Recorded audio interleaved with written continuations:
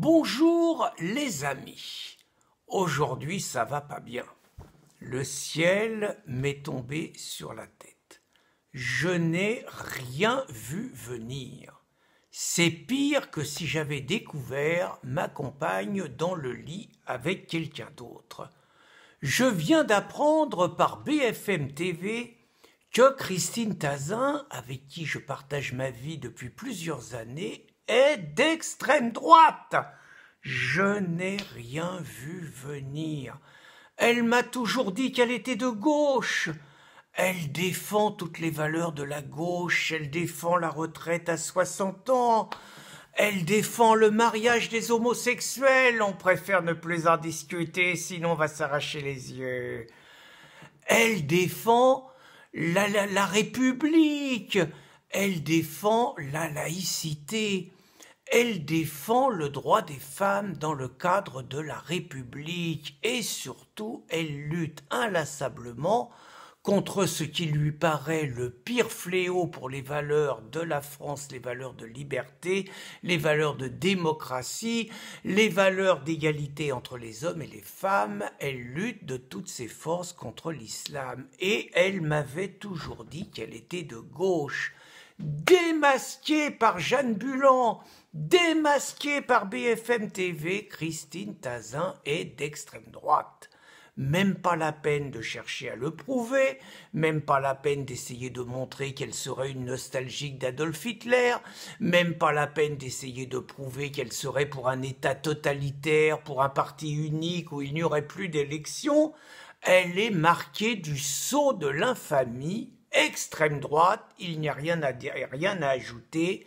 Circuler, interdite de séjour sur les plateaux de télévision officiels, bannie à jamais du monde des gens progressistes.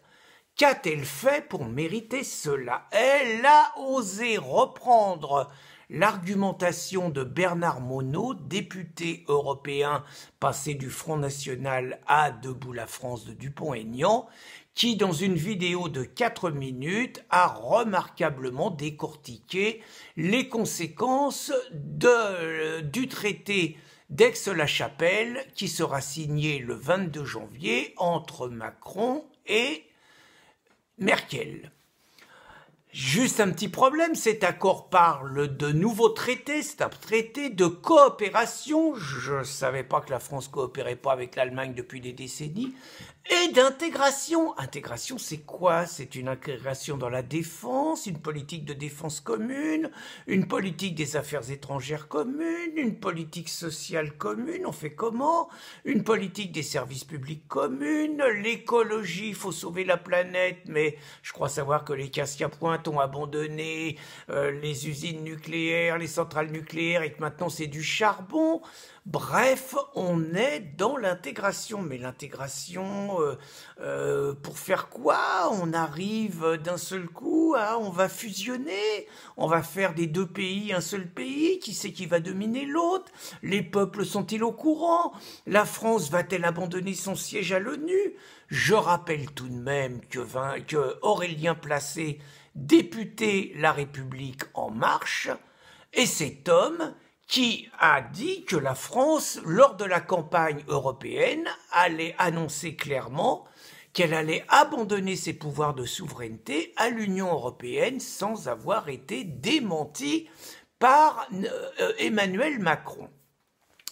Bien évidemment, on en profite pour faire le lien entre le complotisme qu'il y aurait eu à dénoncer le pacte de Marrakech, qui n'a pas été discuté à l'Assemblée, et j'ai écouté ce matin Madame Martichoux sur RTL accuser Nicolas Dupont-Aignan de complotisme parce qu'il faisait référence à ce pacte, et on nous raconte à nouveau que contester le pacte d'Aix-la-Chapelle, c'est à nouveau des fake news et du complotisme.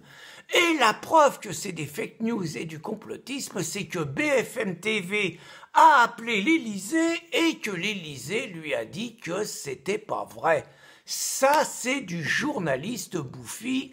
Il n'y a pas de souci. Si l'Élysée le dit, c'est que c'est vrai.